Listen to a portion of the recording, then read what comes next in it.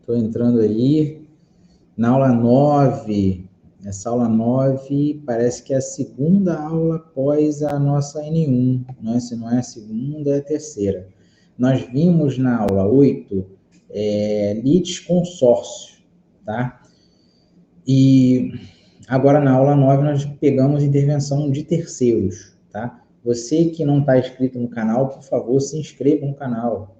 Se inscreva no canal porque o YouTube precisa reconhecer como conteúdo relevante. E realmente essas explanações sobre direito, né, que a gente fala de conteúdo jurídico, tem outras turmas aqui, são conteúdos de relevância, não só para os alunos presenciais que fazem a graduação, mas também para aqueles que me acompanham e estão estudando para concurso, ou então fazendo revisão de matéria, e aí fica nesses conteúdos aí curtos de YouTube, é bom demais, tá bom? Ao longo dessa explanação, eu vou dando uns toques para vocês aí, que podem cair na prova também, explicando a relação entre direito civil e direito processual civil, para que vocês não entendam mal a explanação dessa matéria, tá? Vou procurar ser breve e não estender muito o vídeo, porque eu percebi que durante a aula a forma de editar o conteúdo tem sido bom, porque vocês têm mais um material de suporte. O que eu falo em sala, os exemplos de sala de aula, as experiências que eu já vivi e vivencio na minha carreira, eu coloco em sala, vocês têm anotado no caderno. E agora vocês estão com esse conteúdo de vídeo, mais PDF, mais o PowerPoint. E também à disposição do WhatsApp para vocês fazerem perguntas, tá bom? Intervenção de terceiros. Intervenção de terceiros ela pode ser definida como uma oportunidade legalmente concedida a uma pessoa que não é participante diretamente da relação jurídica, tá? Processual. Mas ela pode atuar nessa relação processual por espontânea vontade ou caso seja convocada para atuar, tá? Também no interesse no interesse jurídico de defesa própria ou defesa de outra pessoa. E aí nós vamos começar a classificar esse tipo de intervenção de terceiros, e é onde nós vamos começar a entrar e começar também a se relacionar com assuntos do direito civil, tá? A intervenção de terceiro ela pode ser considerada também, tá, por certos doutrinadores, como um fenômeno processual, que acontece quando o indivíduo participa sem ser parte da causa. Então, nós sabemos que nós temos a relação de autor, réu e o Estado. Para que o Estado venha participar dessa relação, tem que haver uma pretensão resistida, uma divergência de interesse. Então, havendo essa pretensão resistida, né, com essa divergência de interesse, aí nós temos uma lide. Depois que essa lide nasce, depois que essa lide ela é identificada, nós temos a possibilidade de uma intervenção de terceiros, dependendo do caso concreto, tá? Então, eu coloquei para vocês ali, o terceiro ele não é parte do processo inicialmente, né? E aí, essa intervenção de terceiro, ela tem o intuito de auxiliar ou excluir os litigantes, ou um dos litigantes, para resguardar seus direitos ou o próprio interesse, que possa ser prejudicado por uma sentença, ou quando provocado. Então, nós vemos ali, que eu abri para vocês aqui, a intervenção, ela pode ser voluntária ou pode ser forçada. Né? Eu coloquei numa ordem aí de intervenção forçada ou intervenção voluntária. Como é uma intervenção de terceiro forçada? É à vista quando o terceiro é convocado para integrar o processo contra a sua vontade, a pedido de uma parte ou mediante deferimento do juiz. Uma hipótese que eu coloco para você, uma não, né? 3 hipóteses que eu coloco para vocês ali é denunciação da lide, chamamento ao processo, incidente de desconsideração da personalidade jurídica. Ponto. Quando eu falo de denunciação da lide, nós não estudamos ainda isso, estamos só na parte de assistência, tá? Quando eu falo de denunciação da lide, a parte integrante do processo informa ao juiz que não foi ele que causou a lide.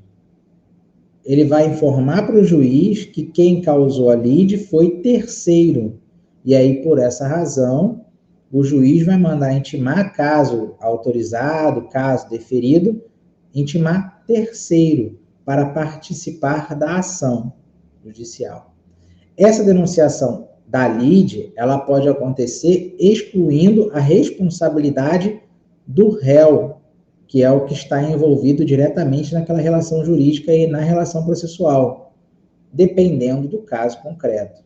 Pode excluir-se a responsabilidade desse réu. Ou, denunciando a lide a terceiro, esse réu pode ser responsabilizado solidariamente com o denunciado. Nós vamos estudar esse assunto mais à frente. Chamamento ao processo, que é forçado, né, é trazer uma outra pessoa para o processo, chamar outra pessoa para o processo, que é o chamar o terceiro, para participar daquela relação processual, que ele tem a ver, mas que inicialmente o autor não havia sinalizado. Então, o réu pode chamar essa pessoa para o processo, que também é um outro instituto que nós vamos estudar mais à frente. Um incidente de desconsideração da personalidade jurídica, que às vezes os alunos confundem, que faz parte do direito civil, na forma de explanação, porém não é previsto lá no Código Civil Brasileiro, e esse tema nós estudamos quando estudamos pessoa jurídica, lá no início do Código Civil, mas quando nós entramos em pessoa jurídica e falamos de direito de personalidade, necessariamente é importante, né, falar sobre a desconsideração da personalidade jurídica, porque nós estamos falando de pessoa jurídica no direito civil. Então, existe uma relação muito grande entre o Código Civil e o Código de Processo Civil. Não há de se falar aqui temas desconexos, tá? Nem mistura de assuntos, porque a desconsideração da personalidade jurídica você só vai entender se você estudar o Código Civil na parte de pessoa jurídica. E aí sim, a gente consegue entender o sentido da desconsideração da personalidade jurídica, tá bom? É um assunto que também não estudamos. Na sala de aula, quando trabalhamos intervenção de terceiros, eu vim de trás para frente. Eu comentei sobre a desconsideração da personalidade jurídica como um incidente, porque você encerra a relação jurídica entre pessoa jurídica, ou seja, empresa, encerra a relação para trazer os sócios para dentro do processo, para trazer os sócios para a relação jurídica. E aí você tem a intervenção dos terceiros, que são os sócios. Eu comecei explicando de trás para frente para que o aluno pudesse abrir a mentalidade e entender a importância do estudo da denunciação da lide, do chamamento ao processo, do incidente de desconsideração da personalidade jurídica, tá bom? Então, tudo isso que nós falamos, essas hipóteses, elas são hipóteses de intervenção forçada, tá? O sócio da empresa não vai espontaneamente ou voluntariamente comparecer no processo e pedir para desconsiderar a personalidade jurídica para ele participar da ação, nunca. O chamamento ao processo é a mesma coisa, e a denunciação da lide, né, do terceiro interessado, ele pode ser desinteressado, não querer participar e não se manifestar, tá bom? Então, a intervenção forçada é assim. Intervenção voluntária, quando o terceiro tem interesse em participar do processo, a fim de se manifestar em determinados sentidos, e dessa forma, o próprio terceiro pede ao juiz que o permita ingressar no processo.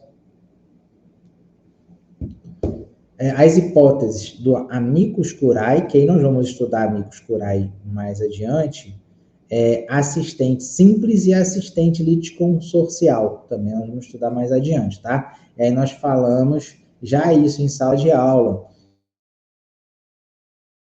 sobre a assistência. Então, a nossa aula hoje aqui gravada já foi reproduzida, já foi gerada presencialmente, onde nós estudamos uma forma de intervenção de terceiros, que é a assistência. Então, nós vimos assistência em sala de aula e nós vamos agora gravar sobre assistência.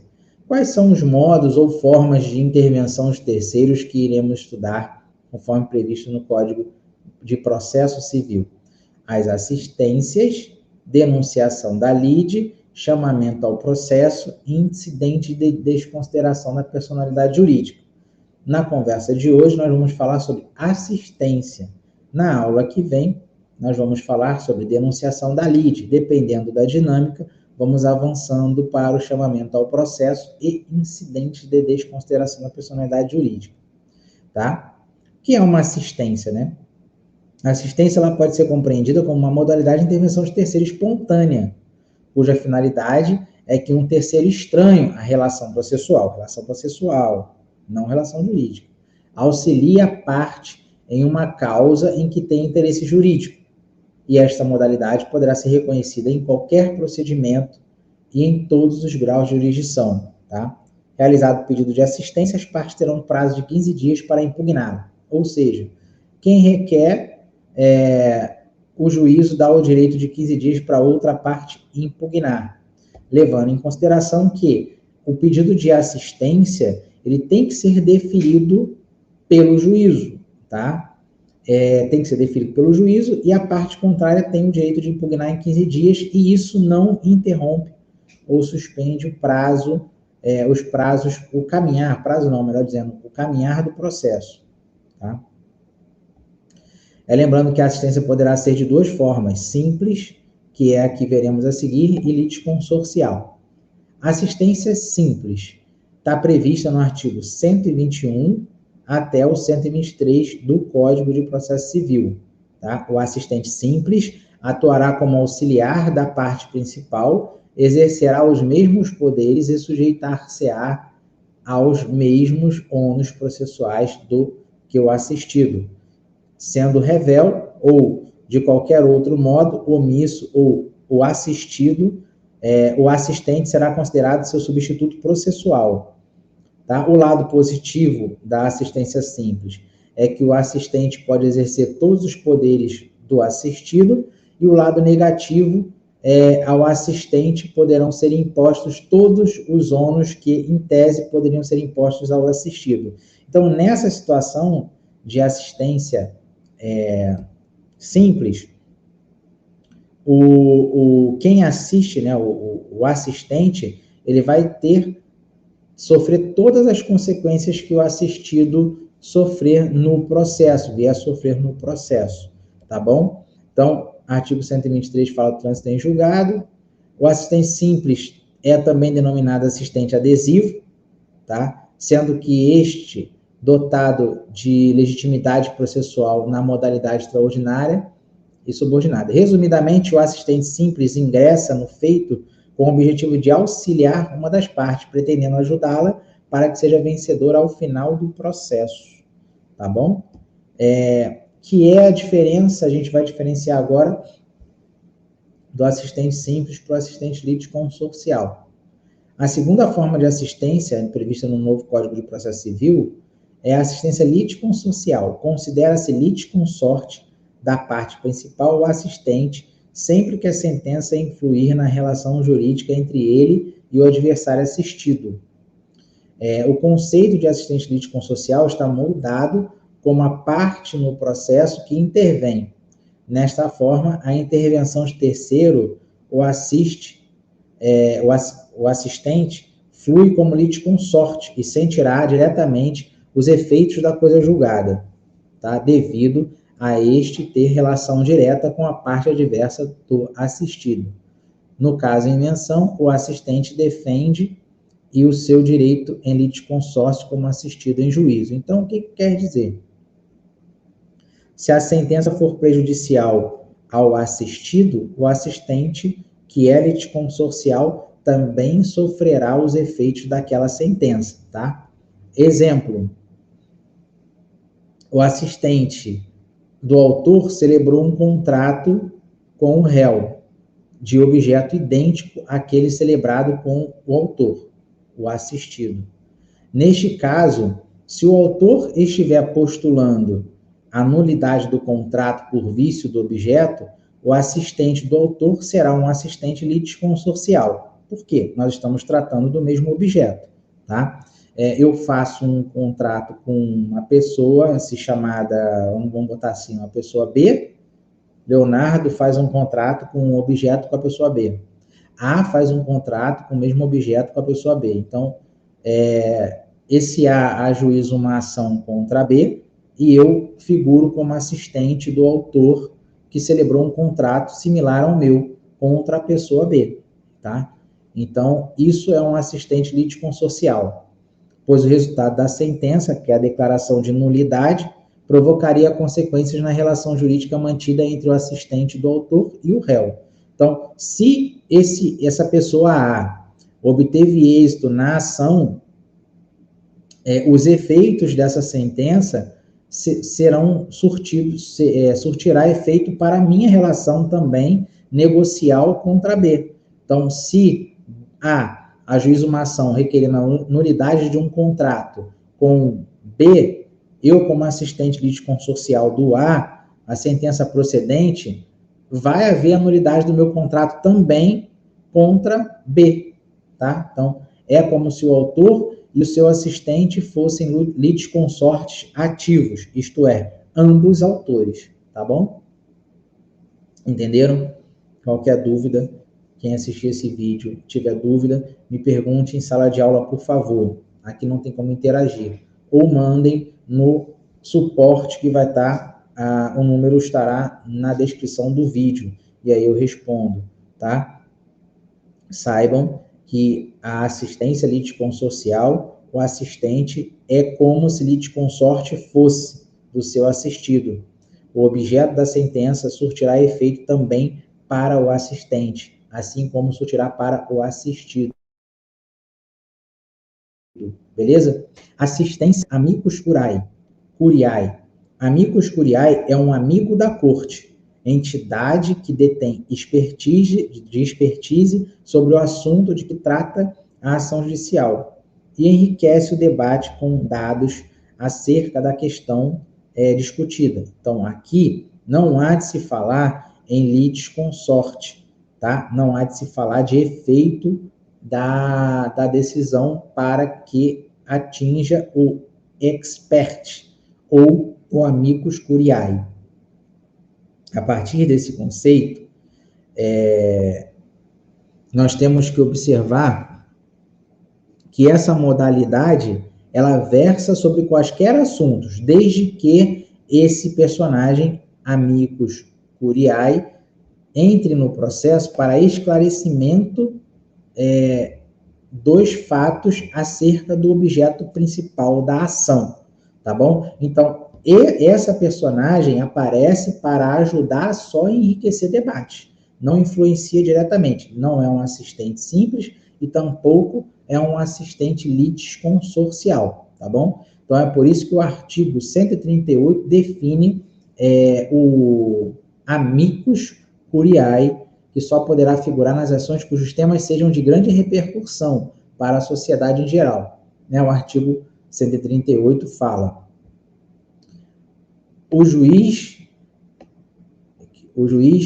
ou o relator, considerando a relevância da matéria, a especificidade do tema, objeto da demanda ou a repercussão social da controvérsia, poderá, por decisão irrecorrível, de ofício ou a requerimento das partes, ou de quem pretenda manifestar-se, solicitar